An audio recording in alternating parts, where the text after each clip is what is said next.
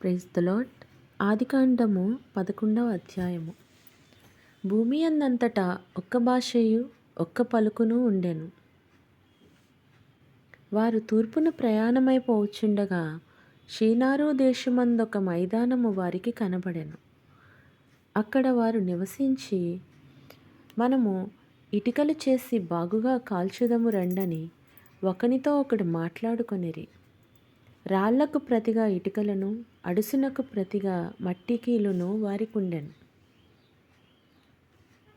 మరియు వారు, మనము భూమి అందంతటా చెదిరిపోకుండా ఒక పట్టణమును, ఆకాశమునంటు శిఖరము గల ఒక గోపురమును కట్టుకొని పేరు సంపాదించుకొందము రండని మాట్లాడుకొనగా,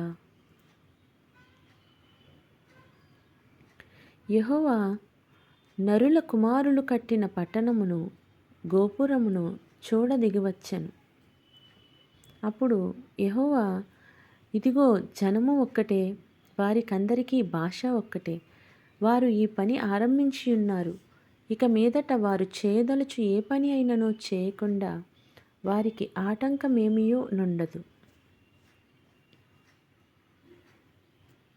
గనుక మనము దిగిపోయి వారిలో ఒకని మాట ఒకనికి తెలియకుండా అక్కడ వారి భాషను తారుమారు చేయదము రండని అనుకొనెను.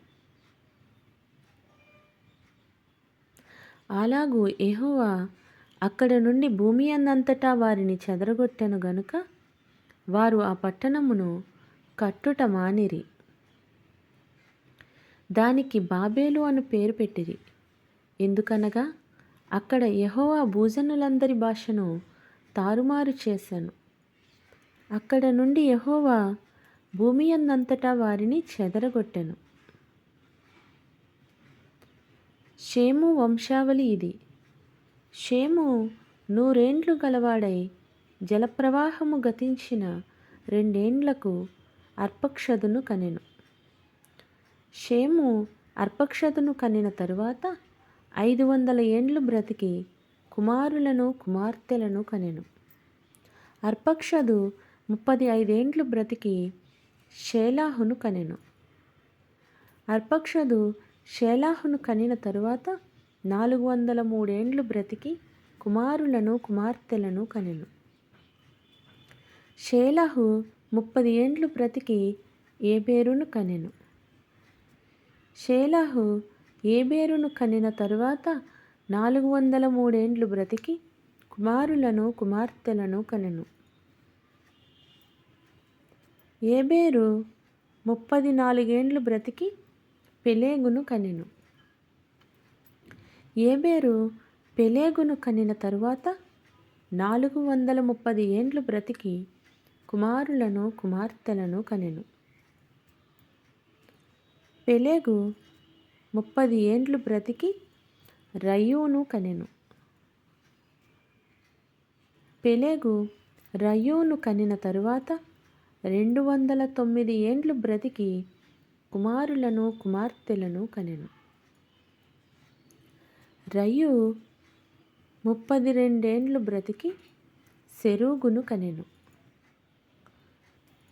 రయ్యు సెరూగును కనిన తరువాత 207 ఏండ్లు బ్రతికి కుమారులను కుమార్తెలను కనెను. సెరూగు 30 ఏండ్లు బ్రతికి నాహోరును కనెను.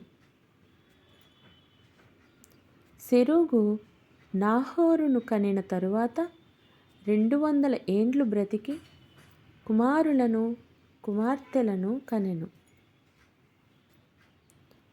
నాహోరు 29 ఏండ్లు బ్రతికి తెరాహును కనెను.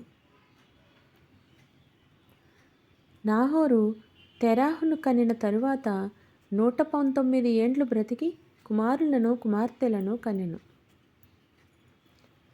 తెరాహు 70 ఏండ్లు బ్రతికి అబ్రామును నాహోరును హారానును కనెను. తెరాహు వంశావళి ఇది. తెరాహు అబ్రామును నాహోరును హారానును కనెను. హారాను లోతును కనెను. హారాను తాను పుట్టిన దేశమందలి కల్దీయుల ఊరను పట్టణములో తన తండ్రి అయిన తెరాహు కంటే ముందుగా మృతి పొందెను. అబ్రామును నాహోరును వివాహము చేసుకొనిరి. అబ్రాము భార్య పేరు శారాయి, నాహోరు భార్య పేరు మిల్కా. ఆమె మిల్కాకును ఇస్కాకును తండ్రి అయిన హారాను కుమార్తె. శారయి గొడ్రాలై ఉండెను, ఆమెకు సంతానము లేదు.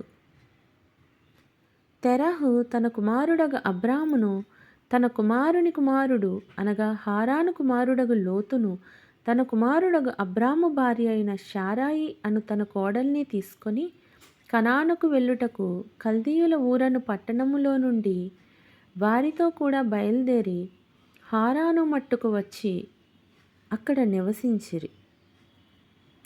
తెరాహు బ్రతికిన దినములు 205 ఏండ్లు. తెరాహు హారానులో మృతి పొందెను. Praise the lord.